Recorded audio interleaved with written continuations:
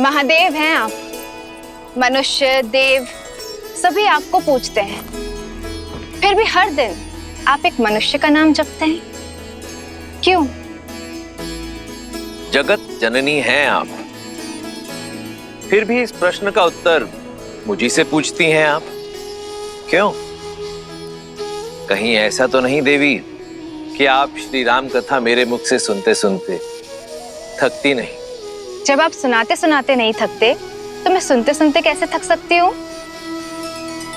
सत्य तो ये है कि श्री राम के नाम में उनकी बात कहने सुनने में मन बड़ा रमता है।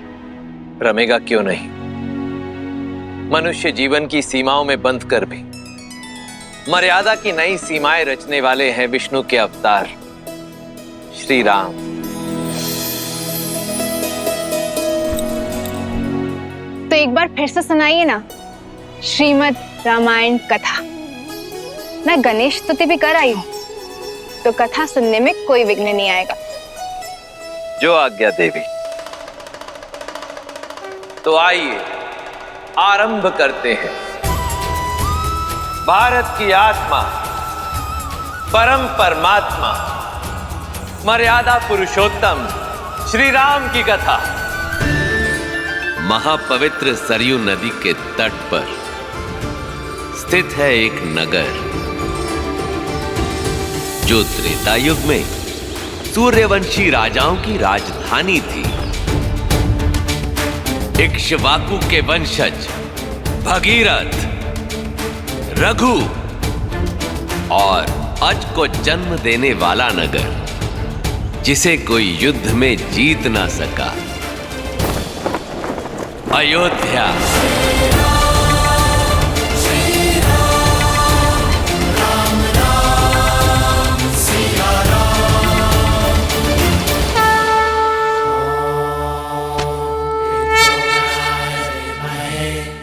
जहां उस काल में राज किया करते थे संसार के हर सुख के स्वामी, पर पुत्र सुख से वंचित महाराज नेमी, जिन्हें भविष्य दशरथ के नाम से जानने वाला था।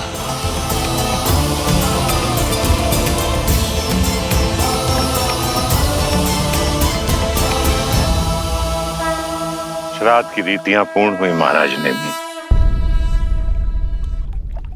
जी आचार्य।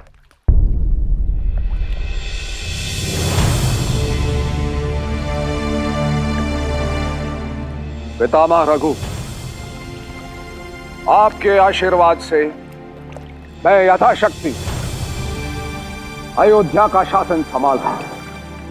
अयोध्या प्रसन्न है। आज सब कुछ है मेरे पास, सब कुछ। एक पुत्र के अतिरिक्त।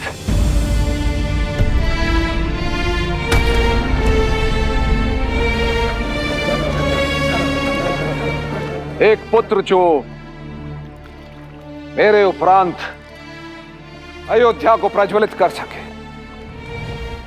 एक पुत्र जो सूर्यवंश के तेज को आगे ले जा सके। ऐसे एक पुत्र का आशीष दीजिए पितामह।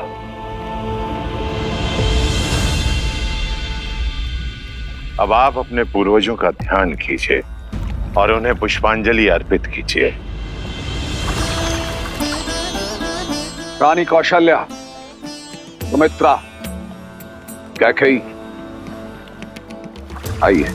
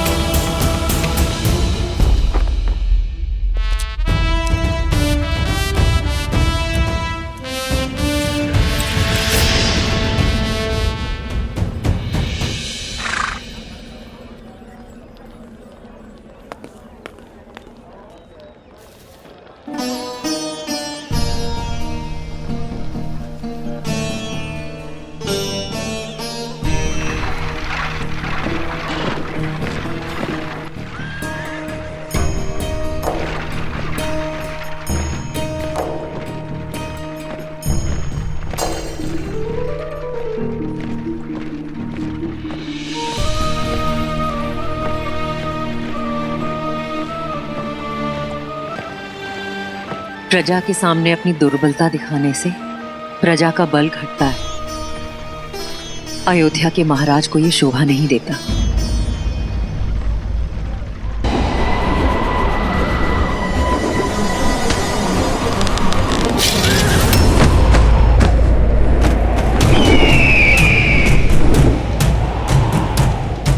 जटायु,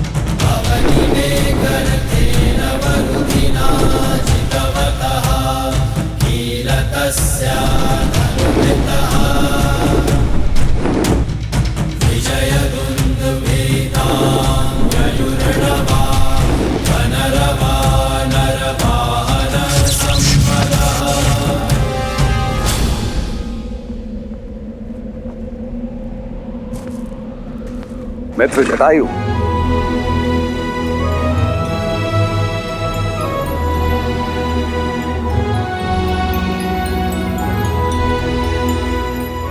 कोई सूचना नहीं। ऐसी क्या बात है जो अचानक आपको यहां खींच लाई? युद्ध।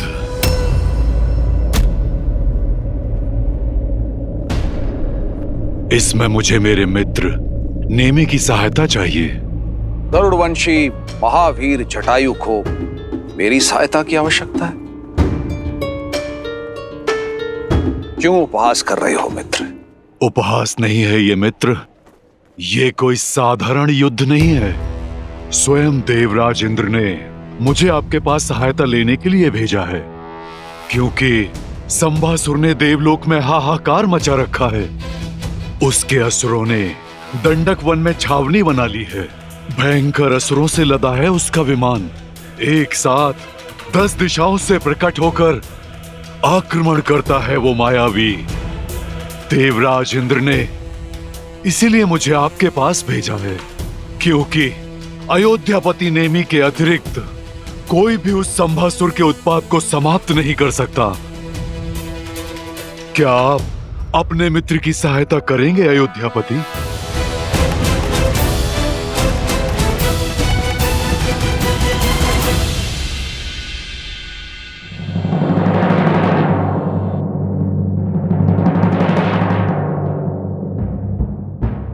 अयोध्या की राजसभा में उपस्थित सभी को इस बात की सूचना मिल चुकी है कि अयोध्या के मित्र देवराज इंद्र ने हमसे सहायता मांगी है और अयोध्या इस सहायता का उत्तर देगी। सम्रासुर के विरुद्ध इस युद्ध में मैं अयोध्या के सम्मिलित होने की घोषणा करता हूं।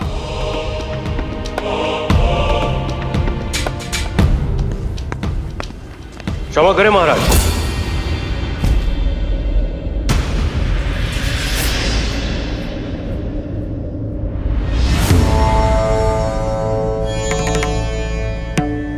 जिस युद्ध से अयोध्या का कोई संबंध ना हो, उस युद्ध में हमें क्यों सम्मिलित होना?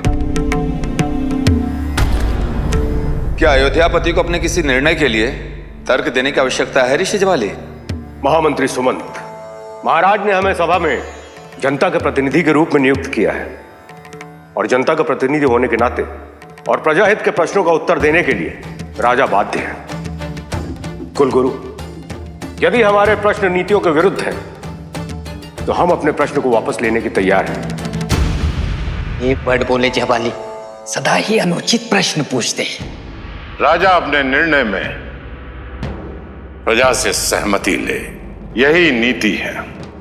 आशा है महाराज आपके सभी प्रश्नों के उत्तर देंगे ऋषि ज्वाली।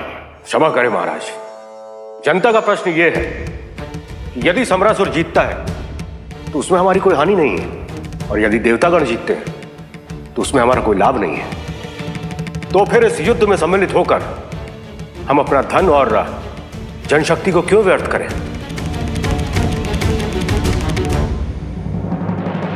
ऋषि ज्वाली, अयोध्या के इस युद्ध में सम्मिलित होने के 3 कारण हैं।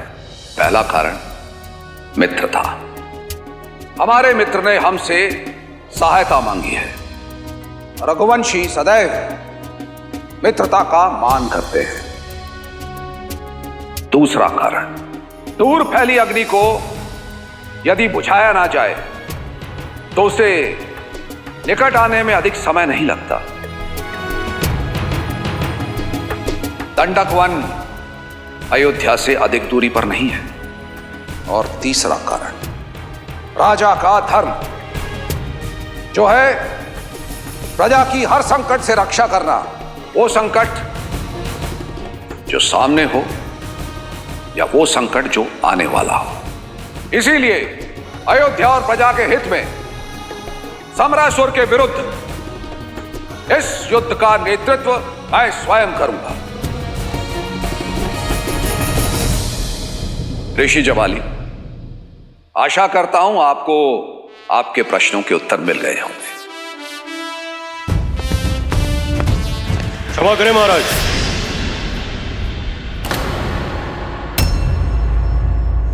महाराज, मेरा प्रश्न इतना सरल नहीं है। उत्तराधिकारी के बिना महाराज राज नहीं छोड़ सकते।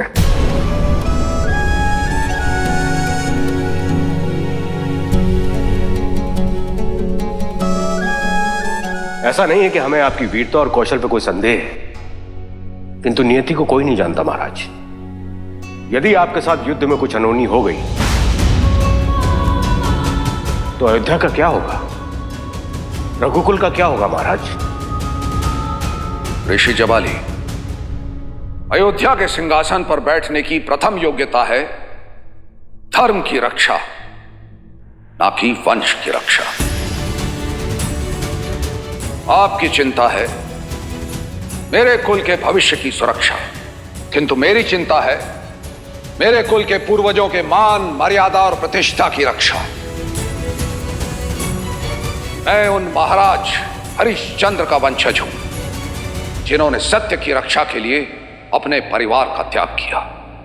उन भागीरथ का वंशज हूं जिन्होंने धर्म की रक्षा के लिए मां गंगा को पृथ्वी पर उतारा।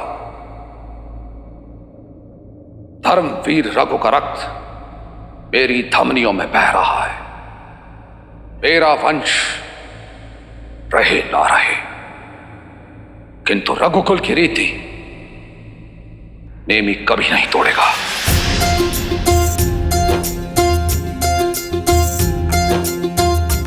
रघुकुल रीति सदा चली आई, प्राण जाए पर वचन न जाए। महाराज नेमी की, महाराज नेमी की, महाराज नेमी की। प्राण जाए पर वचन न जाए। कि भोजन के साथ सरयुग का जल रख लिया है ना, उन्हें वही भाता है। युद्ध के लिए अतिरिक्त कवच तो रख लिए हैं ना। देवासुर, संग्राम है तो ध्यान रहे, महाराज के सारे दिव्यास्त्र सुरक्षा में सज्ज रहे। जय हो महाराज। इसे शीघ्र करो।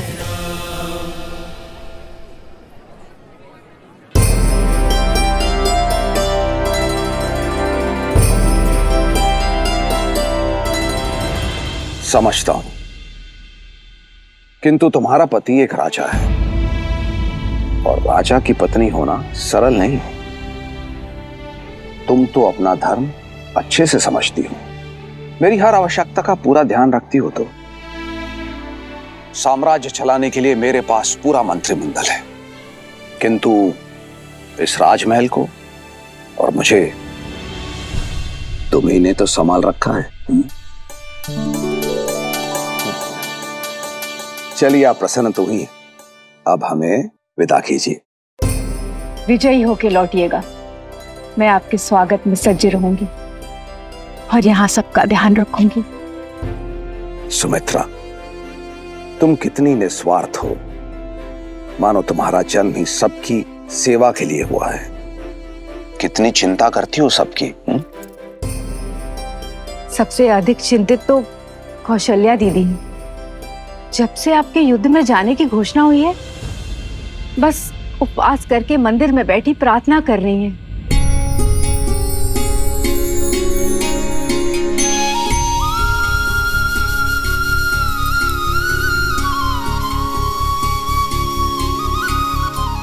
रानी सुमित्रा ने बताया कि आप चिंतित हैं। चिंतित थी, इसलिए यहाँ आई थी। अब प्रार्थना के बाद मन शांत है। धर्म युद्ध में नारायण आपका साथ दे।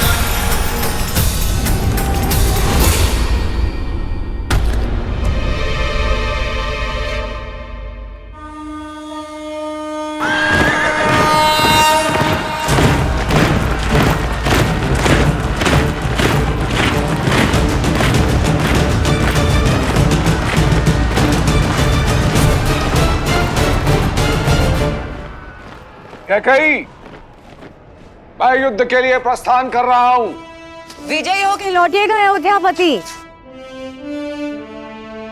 जो कह रही हो तुम्हारी आंखों में देखना चाहता हूं। मंत्रा, आओ मेरी मदद करो।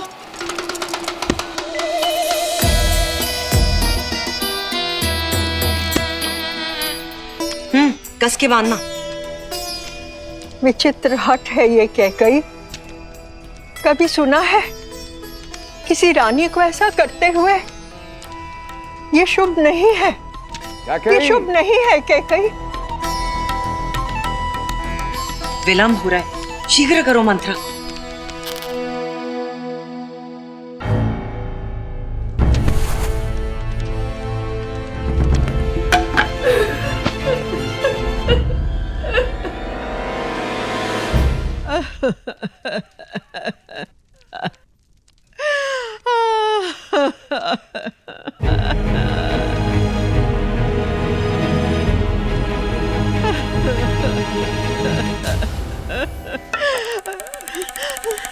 क्यों चिंता करती हो? हाँ, कुछ नहीं होगा मुझे। अश्वपति की बेटी हूं मैं, योद्धाओं के बीच में पली बड़ी हूं। कहाँ गई मेरी वो मंत्रा जो कहा करती थी कि पूरे भारतवर्ष में मुझ जैसी वीरांगना नहीं? क्या हुआ मेरी उस मंत्रा को?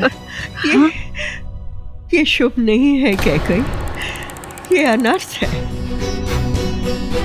मैंने कहा ना तुमसे, कुछ नहीं होगा मुझे। मेरी प्यारी माँ। हाँ, मेरी बच्ची।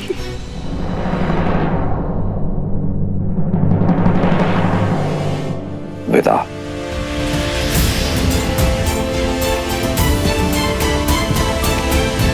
लौट के आना कैकेयी, लौट के आना। आऊंगी अपने राजा को साथ लेकर।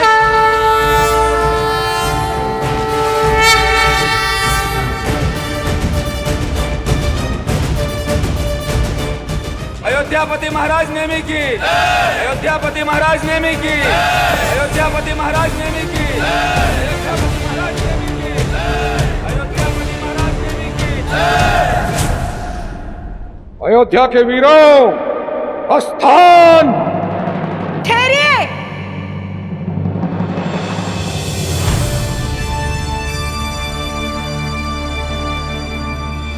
कैकेयी, तुम यहाँ? तो और कहाँ होना चाहिए? आप ही ने कहा था ना, जो कुछ मैंने कहा आप मेरी आंखों में देखना चाहते हैं। देख लीजिए। तुम जानती हो ना कि आप मुझसे रुष्ट थे, जानती हूँ, पर क्या करूं, मंत्रा को समझाने में इतना समय लग गया। बेचारी बहुत भयभीत हो रही थी। होना भी चाहिए। अब युद्ध क्षेत्र में शत्रु पर प्रहार करने से अधिक हमें तुम्हारी रक्षा की चिंता करनी होगी।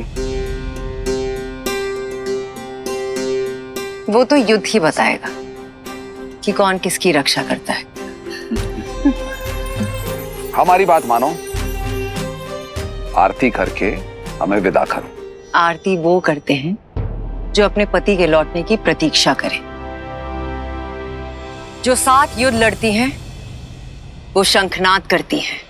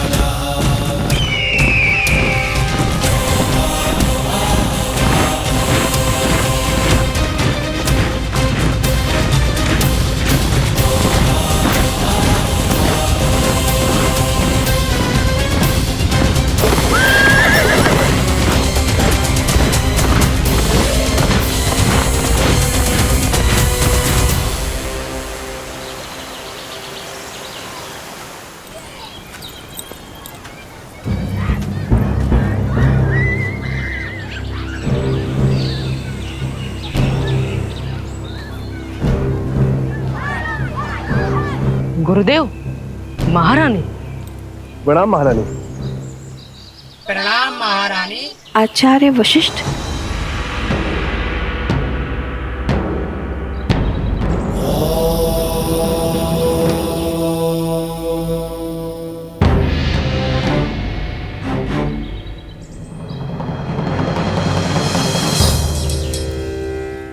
मुख मन का दर्पण होता है देवी कौशल्या। कहिए, क्या शंका है? आचार्य, एक स्वप्न है जो मुझे बार बार दिखाई दे रहा है, जिसने मेरे मन में हलचल मचा रखी है।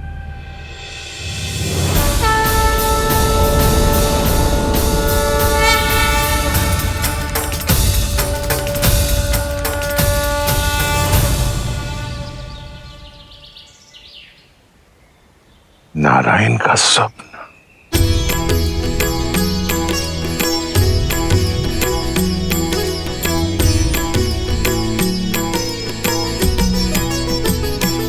हो करो सदा रघुपति गुण गाना, सादर सुनहि विहंग सुजाना। आचार्य, कौन है ये? ये महान संत काकभूषणी है। जब जब अवधपुरी रघुबीरा, धरहि भगत हित मनुज शरीरा। ये क्या अनर्थ कर रहे हैं आप? अनर्थ नहीं माँ, आप तो संसार की सबसे धन्य माँ है। आपके दर्शन पाकर तो मैं भी धन्य हो गया माँ।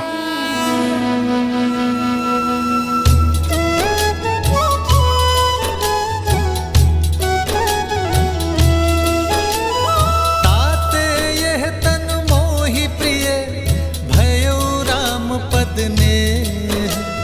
निज प्रभु दर्शन पायऊं, गए सकल संदेह।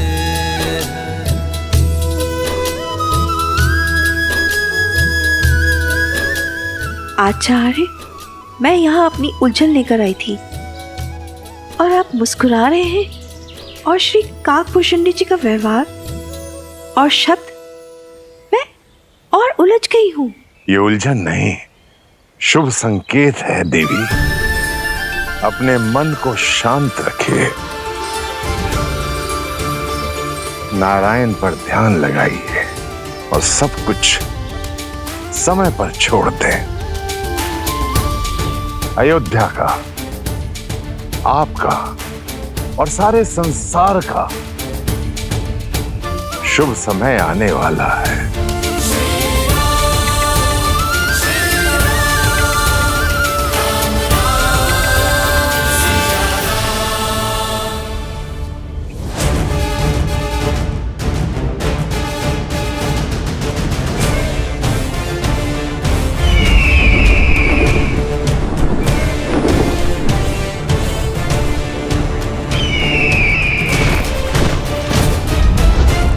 सावधान मित्र, बड़ा ही मायावी है ये संभासुर। मैं ऊपर आकाश में पहरा देता हूँ, आप नीचे भूमि पर सज रहिए।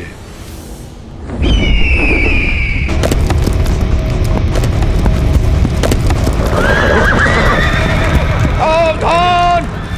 अयोध्या के वीरों, अपने स्थान पर अड़िग रहो।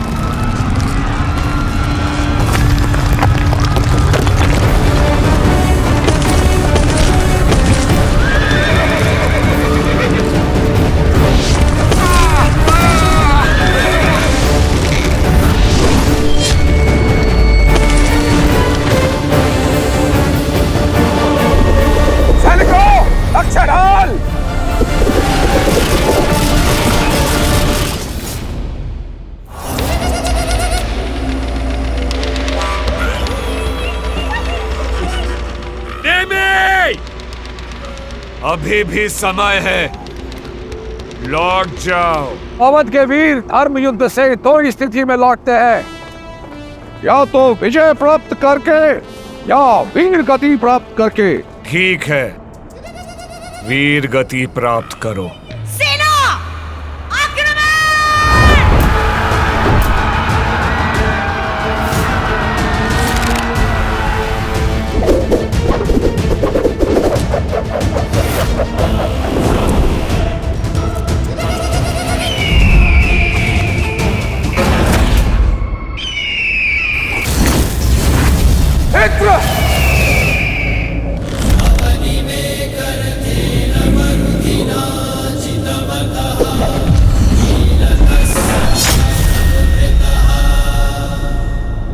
क्षमा मांगो, देवों पर फिर से आक्रमण न करने का वचन दो और अपने प्राण बचा लो। अभी तो युद्ध प्रारंभ भी नहीं हुआ है नेमे।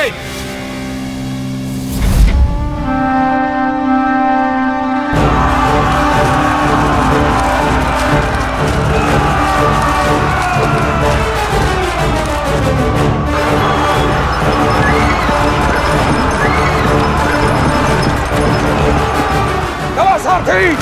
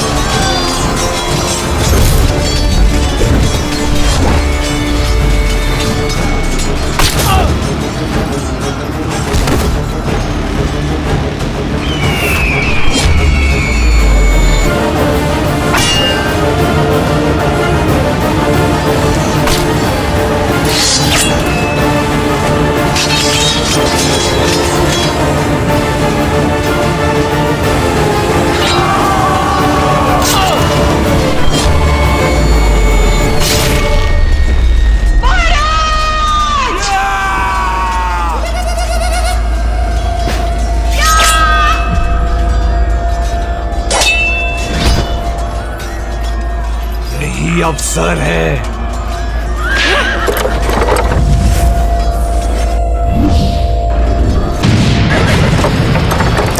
अयोध्यापति, कुछ नहीं होगा आपको।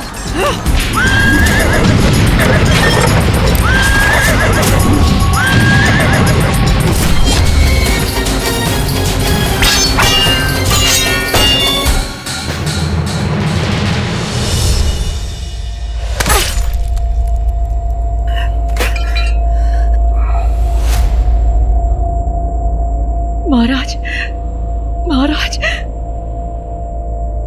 युद्ध में क्या हुआ कैकई? युद्ध चल रहा है महाराज, किंतु सम्रासुर के प्रहार से मूर्छित हो गए थे आप, इसलिए आपको सुरक्षित रखने के लिए मैं आपको यहाँ ले आई। युद्ध चल रहा है और तुम मुझे मेरी सेना से दूर यहाँ ले आई? अयोध्या की रानी होकर तुम? क्षमा कीजिए महाराज, किंतु मैं आपको खो नहीं सकती महाराज। और मैं अपना धर्म नहीं खो सकता। महाराज,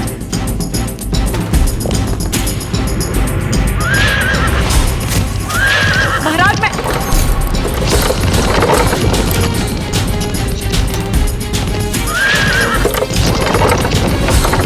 महाराज, आपके पहिए के नट की धुरी टूटी है महाराज। महाराज रुकिए। महाराज,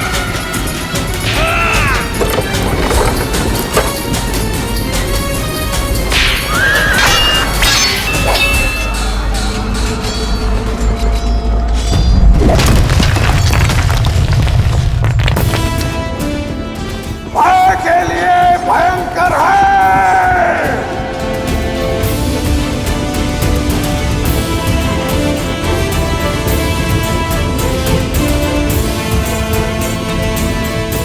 हम अवध के रुद्र हैं।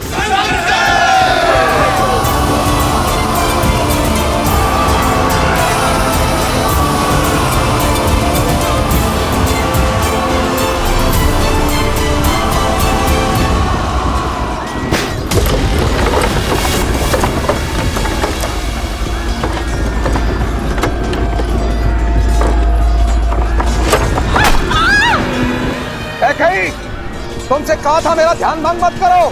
तुम्हारी इस युद्ध में कोई आवश्यकता नहीं।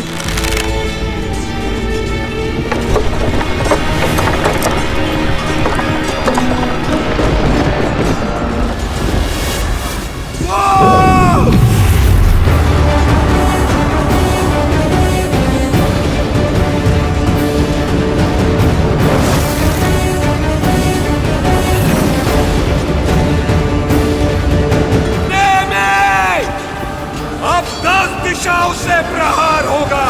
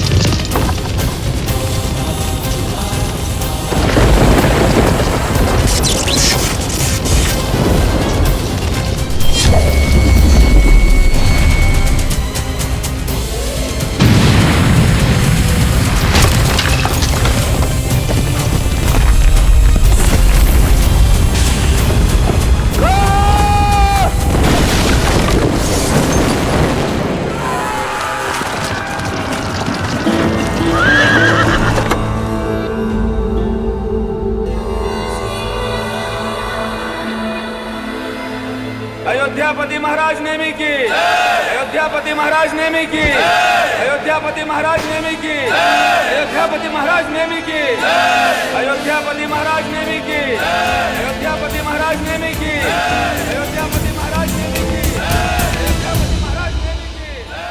अयोध्यापति महाराज नेमी की। अनेकों युद्ध लड़े पर ऐसा शौर्य, ऐसा कौशल कहीं नहीं देखा मित्र नेमी। एक रथ पर ऐसा लगा 10 दिशाओं से लड़ रहे हैं आप। अद्भुत। आप महारथी नहीं, आप दशरथी हैं। दशरथ हैं आप। बोलो महाराज दशरथ की, बोलो महाराज दशरथ की, महाराज दशरथ की, महाराज दशरथ की जय। क्या कही? क्या कही? क्या कही?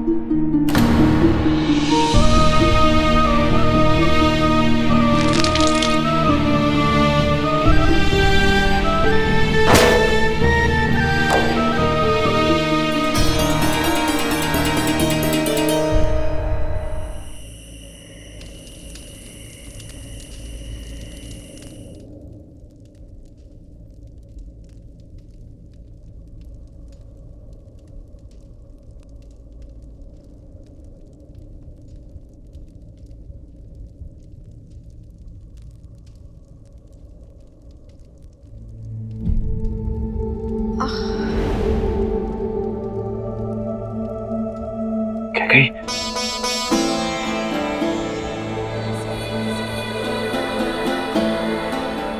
मुझे क्षमा कर दो क्या कही, मुझसे बहुत बड़ी भूल हो गई।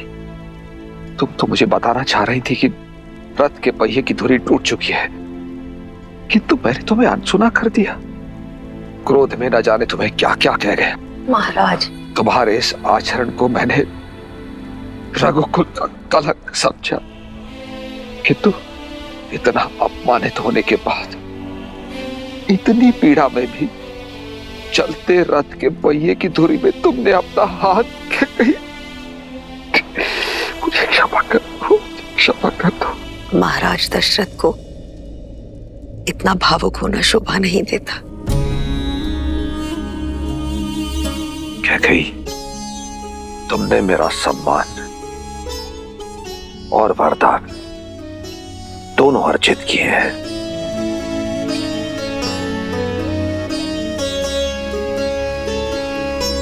मांगो कैकेयी, जो मन चाहे वो वरदान मांग लो। कैसा वर आर्य? मैंने जो कुछ भी किया अपने पति के प्राणों की रक्षा के लिए किया। तुमने केवल अपने पति के प्राणों की ही रक्षा नहीं की, अपितु अयोध्या के महाराज के प्राणों की भी रक्षा की है। आज रघुकुल की पताका लहरा रही है तो तुम्हारे कारण। नेमी आज दशरथ बना है तो तुम्हारे कारण।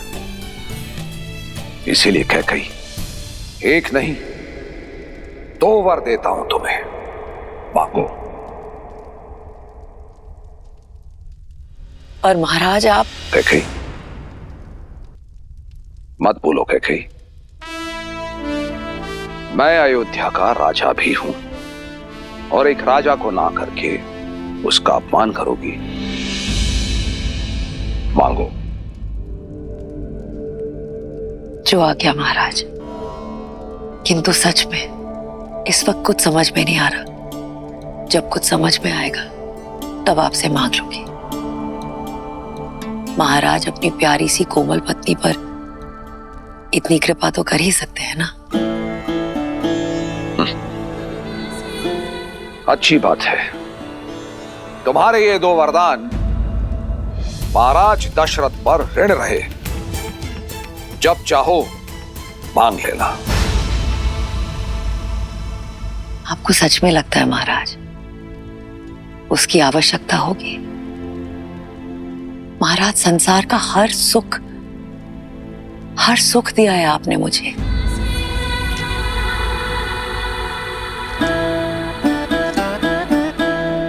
कहां दे पाया मैं हर सुख?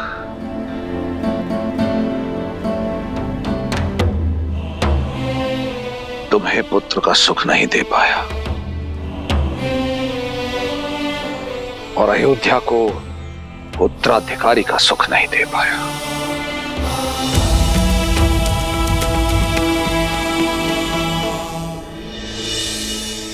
ईश्वर जो देते हैं सही समय पर देते हैं आर्य। देखिएगा आर्य, एक दिन सूर्यवंश में एक पुत्र जन्मेगा।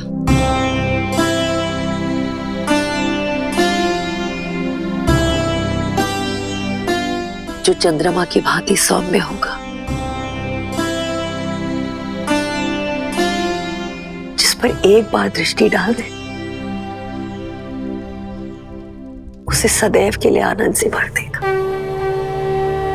श्री रामचंद्र कृपालु भजु मन हरण भव भय दारुणम्। श्री रामचंद्र कृपालु भजु मन हरण भव भय दारुणम्।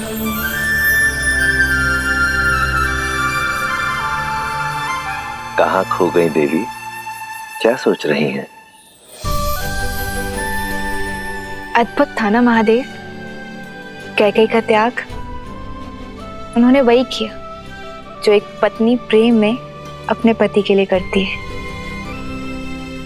किंतु भावनाओं में बहकर बिना ये जाने कि कैकेयी वरदान क्या मांगेगी, क्या दशरथ का उन्हें वचन देना उचित था? बिना सोचे दिया गया वचन या बिना देखे चलाया गया बाण हो, दोनों ही मनुष्य के जीवन में श्राप बनकर लौटते हैं। मैं तो उस पावन क्षण की प्रतीक्षा में हूं जब श्री राम का जन्म होगा। उसका श्राप और वरदान से क्या संबंध? संबंध तो है देवी, अत्यंत गहरा संबंध है, क्योंकि श्रीमद् रामायण भगवान विष्णु के मनुष्य अवतार की गाथा है और मनुष्य के जीवन में उसके आदर्शों के साथ उसका अहंकार, पाप के साथ उसका पुण्य और वरदान के साथ शाप सब जुड़े हैं।